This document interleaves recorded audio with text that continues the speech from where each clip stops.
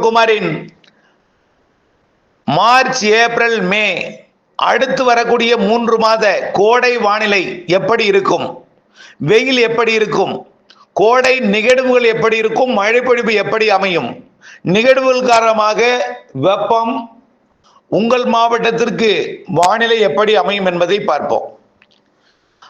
2026 பிப்ரவரி 15 ஞாயிற்றுக்கிழமை அதிகாலை நிலவர வானிலை பதிவு. அதிகாரப்பூர்வ வானிலை அறிக்கைக்கு இந்திய வானிலை ஆராய்ச்சித்துறை அறிக்கையை பார்க்கவும். ஏற்கனவே பிப்ரவரி மாத வானிலை அறிவிக்கப்பட்டிருக்கிறது. 21ஆம் தேதியிலிருந்து 28ஆம் தேதி வரை அடுத்தடுத்த 2 நிகழ்வுகள் 21, 22, 23 கனமழை வாய்ப்பு இருக்கிறது. டெல்டா, தென் தமிழ்நாடு, மேற்கு மாவட்டங்கள், தென் மாவட்டங்கள்.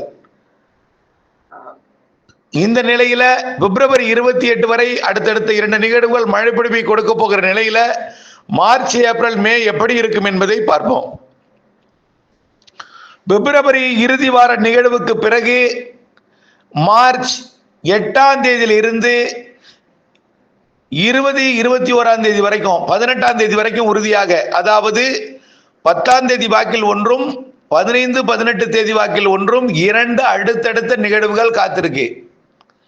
தற்பொழுது அந்த நிகழ்வுகள் பிலிப்பைன்ஸ் அருகே, அதாவது தென்சீன கடலில் ஒன்றும் பிலிப்பைன்ஸ் அருகே பசிபிக் பெருங்கடலில் ஒன்றுமாக நீடித்துக் கொண்டிருக்கிறது.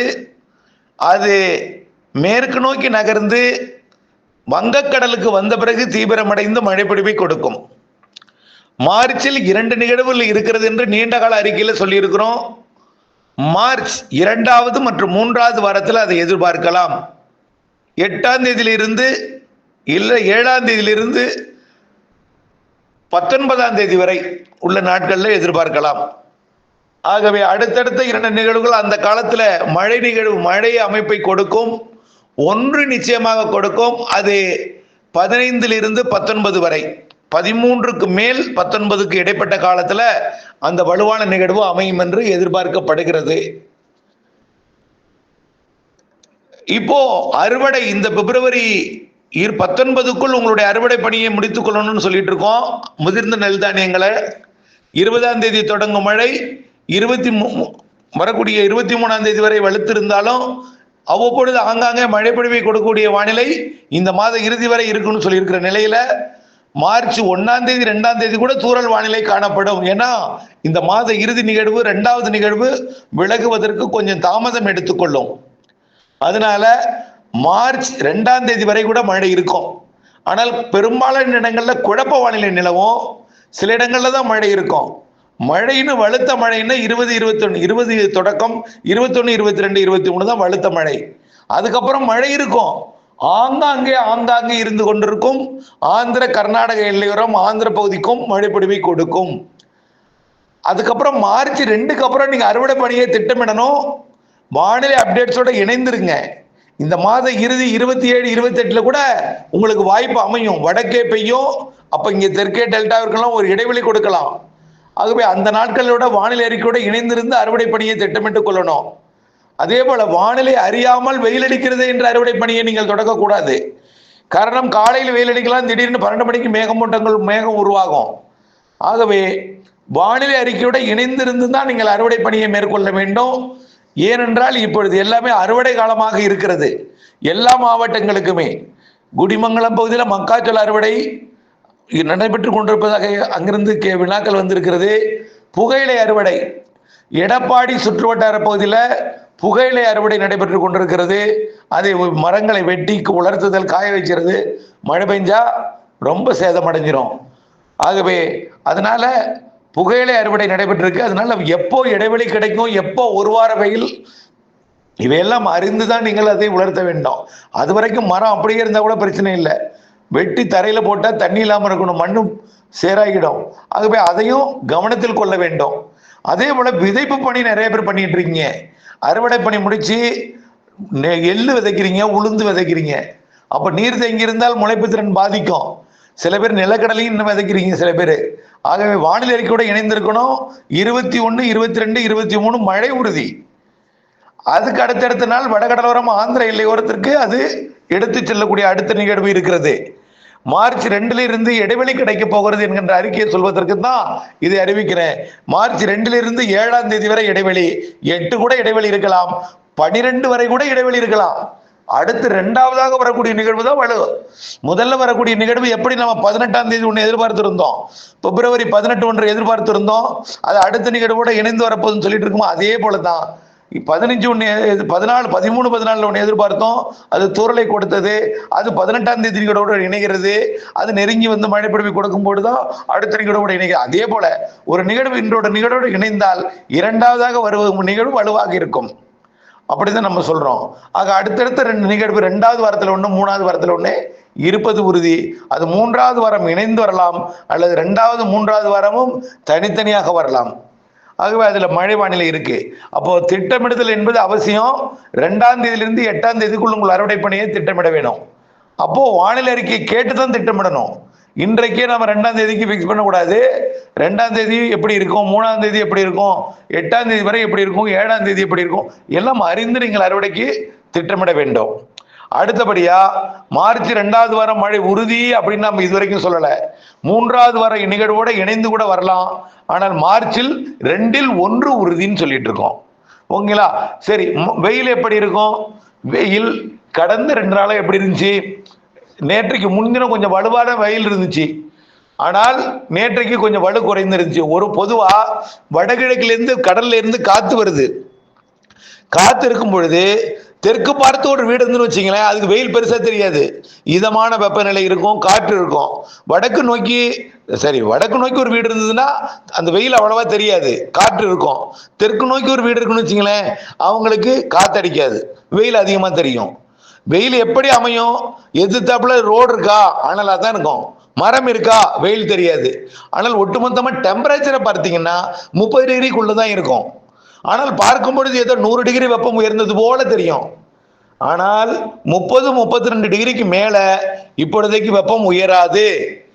ஆகவே பார்க்கும் பொழுது வறண்ட ஒரு மரங்கள் இல்லாத பகுதியாக ஒரு பொட்டல் வெளியாக இருந்தால் வெயில் அதிகமா இருக்கும். ஏனென்றால் ஆக்சிஜன் பற்றாக்குறை இருக்கும். வருவது அந்த ஆக்சிஜன் பற்றாக்குறை இருக்கும்போது வெப்பமடைந்த காற்று வரும். புல்வெளி இல்லைனாலும் ஆக்சிஜன் இருக்காது, சூடா வரும், எல்லாம் இருக்கு. ஆகவே பொதுவாக நான் உங்களுக்கு ஒன்று அறிவிக்கிறேன், மீனம்பாக்கத்தில் வெப்பம் அதிகமாக இருக்கும். ஏன்? அங்கே மரங்கள் இல்லை, விமான நிலையம் இருக்கிறதுனால, ஓடுதளம் இருக்கிறதுனால மரங்கள் வைக்க முடியாது. மீனம்பாக்கத்தில் வெப்பம் அதிகமாக இருக்கும். அதே நுங்கம்பாக்கத்தில் அப்படியே தலைகீழாக இருக்கும். இங்கே 100 டிகிரியா இருக்கும்போது அங்கே 93 கூட இருந்திருக்கு. ஆகவே வெப்பநிலை இப்படி மரங்களை வைத்தும் இயற்கை சூழலை வைத்தும் தான் வெப்பநிலை அமையும். ஆனால் உணரும் வெப்பம் தான் அதிகமாக இருக்கும், உணரும் வெப்பம் அதிகமா இருக்கும். ஆனால் வெப்பநிலை மானியை பார்த்தீங்கன்னா வெப்பம் குறைவா தான் காட்டும். புரியுதுங்களா? காரணம் நம்முடைய சுற்றுச்சூழல் தான். ஆகவே வெப்பம் இந்த மாத இறுதிக்குள்ள கொஞ்சம் உயர்வது போல் காட்டினாலும் அளவாகத்தான் இருக்கும். ஏப்ரல் மேயில மார்ச் மாதம் முதல் வாரத்துல அந்த மழை இல்லாத அறுவடை நாட்கள் நம்ம சொல்றோம்னா 2ஆம் தேதியிலிருந்து 8ஆம் தேதி வரை, அந்த நாட்கள்ல நல்ல வெயில் கொஞ்சம் சுட்டரிக்கும். ஆனா அதுவும் பாத்தீங்கன்னா சராசரி வெப்பம் தான், உணர்வு வெப்பம் அதிகமா இருக்கும். புரியுதுங்களா? அதுலயும் காற்றெல்லாம் இருக்கும், இதமான வெப்பம் இருக்கும்.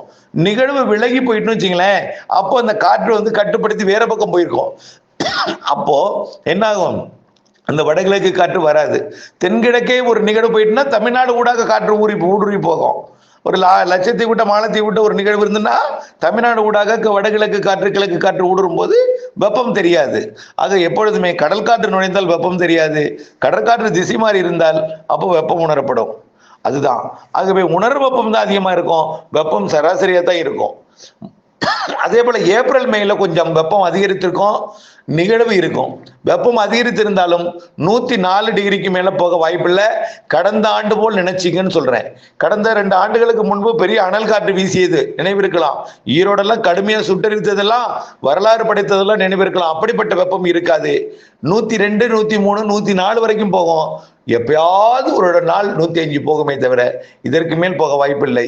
இந்த வேலூர் மாவட்டம் மற்றும் இந்த பரமத்தி வேலூர், இந்த சேலம், இந்த கரூர், அதாவது அதன் சுற்றிவட்ட ஈரோடு மாவட்டத்தோட தெற்கு பகுதி, அதே போல இந்த நாமக்கல் மாவட்ட பகுதி, இங்கெல்லாம் கொஞ்சம் வெப்பம் கூடுதலாக இருந்தாலும் அதுவும் 104 105 தான் இருக்கும்.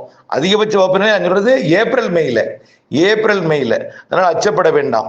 ஏப்ரல் மேல மாதத்திற்கு ஒரு நிகழ்வு உறுதி. இரண்டுக்கும் வாய்ப்பு இருக்கு. இப்ப பார்க்கும் பொழுது மாதத்துக்கு ஒரு நிகழ்வு உறுதி. மாதத்துல ஒரு வாரம் மழை வானிலை இருக்கும். ஒரு வாரம்னா வாரம் முழு இருக்காது. தொடக்கம் லேசா காற்று வரும், மேகமூட்டம் வரும், அப்புறம் 2 3 நாள் மழை பெய்யும், அப்புறம் மேகமூட்டம் விலகும், அப்படி ஒரு வாரத்தை போக்கும். இப்படி இருந்தாலும் 4 வாரத்தில் ஒரு நாள் வெப்பம் தணிந்திருக்கும், 3 வாரம் வெப்பம் அதிகரிக்கும். அதுலயும் ஒரு வாரம், அதாவது பாதி நாள் வெப்பம் அதிகமா இருக்கும், பாதி நாள் வெப்பம் குறைவா இருக்கும். அப்படி வச்சுங்க, ஆவரேஜா இருக்கும், பெருசா இருக்காது. ஆனால் மே மாதத்துல ஒன்று, ஏப்ரல் மாதத்துல ஒரு நிகழ்வு, வலுவான நிகழ்வு இருக்கு, கண்டிப்பா இருக்கு. முன்கூட்டியே தொடங்கும் தென்மேற்கு பருவமழை சொல்லியிருக்கிறோம். ஆகவே மழையும் இருக்கு, அளவான வெயில் இருக்கு. தென்மேற்கு பருவமழை மே மாத இறுதியிலே தொடங்கும். ஜூன் 1ஆம் தேதி வலுத்த மழையா இருக்கும். கேரளாவுல நிகழ்வு, கேரள கடலோரம் நிகழ்வு உருவாவதற்கு சாதகம். நீரோட்டத்தை அனுப்பியிருக்கேன் பாருங்க. பசிபிக் பெருங்கடல் நீரோட்டம் பாருங்க, பிலிப்பைன்ஸ் நோக்கி வலுவாக வந்து கொண்டிருக்கு கடல் நீரோட்டம். கடந்த ஆண்டு கூட இந்த வேகம் இல்லை, இந்த அளவு தீவிரம் இல்லை. இந்த ஆண்டு தீவிரம் இருக்கு. அதாவது எல்னினோ என்று உலக வானிலை வல்லுநர்கள் எல்லாம் கணித்திருக்கிறார்கள். என்னை பொறுத்த வரைக்கும் இப்பொழுதைக்கு எல்னினோ வர வாய்ப்பில்லை. லானினோ தான் தொடரும். நடுநிலையாக மாறலாமே தவிர எல்னினோவுக்கு இப்பொழுது வாய்ப்பில்லை. லானினா தொடரும். அதனால ஆசிய பக்கம் வெப்பம் அதிகரித்திருக்கும். ஆசிய பக்க நிகழ்வு தென் சீன கடல் வழியாக, தாய்லாந்து வளைகுடா வழியாக இந்திய பெருங்கடலுக்கு வந்து இந்திய பெருங்கடல்ல கோடை மழைப்பொழிவை கூட்டும். நிலநடுக்கோட்டு இந்திய பெருங்கடலுக்கு நிகழ்வு வரும். சில நிகழ்வுகள் தமிழ்நாடு வரும், இலங்கை வரும். இதெல்லாம் இந்திய பெருங்கடலுக்குள்ள வெப்பம் உயர்ந்திருப்பதையும் 2வது ஒரு படம் காமிச்சிருக்க பாருங்க. அதுலயும் பாசிட்டிவ் ஐஓடியா மாறிட்டு இருக்கு. இன்னும் பாசிட்டிவ் ஐஓடியா மாறல. இப்போ வரைக்கும் சுமத்ரா தீவு பக்கம் 30 டிகிரியும், இந்த பக்கம் அதாவது சோமாலிய பக்கம் 27 டிகிரியும் இருக்கு. ஆகவே 3 டிகிரி வேறுபாடு தான் இருக்கு. இதுக்கு பேரு நெகட்டிவ் ஐஓடி தான். நிகழ்வு இப்பதான் திரும்பி இருக்கு. திரும்பினாலும் இன்னும் வெப்பம் உயரவில்லை. அங்கே உயரக்கூடிய வெப்பத்தை அரபிக்கடலுக்கு கடத்தி கொண்டிருக்கிறது. அரபிக்கடல் வெப்பத்தை உயர்த்தி கொண்டிருக்கிறது. மகாராஷ்டிரா கரையோரத்தில் கடந்த வாரம் 25 டிகிரி தான் இருந்துச்சு, 24 இருந்துச்சு குஜராத்தில். இன்னைக்கு 25 ஆயிடுச்சு குஜராத்துக்கு வெப்பம், டெம்பரேச்சர் கடல் வெப்பம் 26 ஆயிட்டு மகாராஷ்டிரா கடலோரம். ஆகவே அரபிக்கடல் வெப்பத்தை உயர்த்துவதற்காக நிலநடுக்கோட்டு இந்திய பெருங்கடல்ல வெப்பம் உயருது. பாசிட்டிவ் ஐஓடியா மாற வேண்டிய நிலையில அந்த வெப்பம் அரபிக்கடல் கடத்தப்பட்டு அரபிக்கடல் வெப்பம் உயர்கிற காரணத்தினாலே கண்டிப்பா தென்மேற்கு பருவமழை நிகழ்வுகள் அரபிக்கடலில் வலுவாக இருக்கும். அரபிக்கடல் வெப்பம் இப்படி உயர்வதுதான் தென்மேற்கு பருவமழை காலத்துல கடல் நீராவி அதிகம் வெளியாகும். கடல் வெப்பம் உயர்ந்தால்தான் நீராவி சுமந்து வரக்கூடிய காற்று அரபிக்கடலோர மாநிலங்களில் ஏறி நல்ல மழைப்பொழிவை தரும். உயர்வது தென்மேற்கு பருவமழை வலுத்த மழைக்கும் அணைகள் நிரப்பும் மழைகளுக்கும் சாதகமாக கடல் வெப்பம் உயர்ந்து கொண்டிருக்கிறது என்பதையும் தெரியப்படுத்த விரும்புகிறேன். ஆக கோடை மழையிலும் கோடை வெயிலையும் நீங்கள் புரிந்திருப்பீர்கள். தென்மேற்கு பருவமழை நிகழ்வுகள் அரபிக்கடல்ல முதல் கட்டமாக ஜூன் மாதம் நிகழ்வுகள் உருவாகக்கூடிய அமைப்பாக மாறிக்கொண்டிருக்கிறது. வங்கக்கடல் வெப்பம் இன்னும் உயரவில்லை, தமிழ்நாடு வரைக்கும் தான் உயர்ந்துட்டு இருக்கு. அதுவும் அடுத்த கட்டமாக உயரும். கண்டிப்பா சூரியன் குத்துக்கதிர் வந்தது மார்ச் 21க்கு பிறகு உயரும். இவையெல்லாம் தென்மேற்கு பருவமழைக்கு சாதகமாகத்தான் இருக்கிறது. குறிப்பாக கேரளா அணைகள் நீர்பிடிப்பு பகுதிகளுக்கு நல்ல சாதகம் இருக்கு. தென்மேற்கு பருவமழை அரபிக்கடல் பக்கம் சாதகம் இருந்தால்தான் தமிழ்நாட்டிற்கு வெப்பச்சலன மழை கொஞ்சம் கூடுதலாக கிடைக்கும். தெற்கு காற்றோட வேகம் குறையும். இவையெல்லாம் கொஞ்சம் சாதக அமைப்பை கொடுத்திருக்கிறது என்பதையும் தெரியப்படுத்த விரும்புகிறேன். தெற்கு காற்று கொஞ்சம் வேகம் குறைந்திருக்கும். தெற்கு காற்று தாமதமாக தொடங்குவதற்கு வாய்ப்பு இருக்கு இந்த வருஷம். இந்த வைகாசி காற்றுன்னு சொல்லுவீங்களா, அது என்ன, கல்கட்டா பக்கத்துல வெப்பநிலை குறைவா இருக்கு, அதனால தொடங்குவது தாமதம் ஏற்படும். தெற்கு காற்றோட வேகம் குறைவாக இருக்கும். தெற்கு காற்று வேகம் குறைவாக இருக்கிற காரணத்தினால மேற்கு காற்று வந்து வெப்பச்சலன மழைப்பொழிவை டெல்டா மாவட்டங்களுக்கு வந்து கோடையில கொடுப்பதற்கு வாய்ப்பு இருக்கிறது என்று தெரியப்படுத்த விரும்புகிறேன். ஜூன்லயும் அப்படித்தான் இருக்கும், ஜூலையிலையும் அப்படித்தான் இருக்கும். கொஞ்சம் வங்கக்கடலை விட அரபிக்கடல் வெப்பம் உயர்வது. கேரள பக்கத்துல அணைகள் நீர்பிடிப்பு பகுதிகளுக்கு அதிக மழையும், தமிழ்நாட்டிற்கு மேற்கிலிருந்து வரக்கூடிய மழை வங்க கடலோரம் வரை கொண்டு வருவதற்கும் வாய்ப்பு இருக்கிறது. தொடர்ந்து இணைந்திருங்கள் அப்டேட்ஸுடன். நன்றி.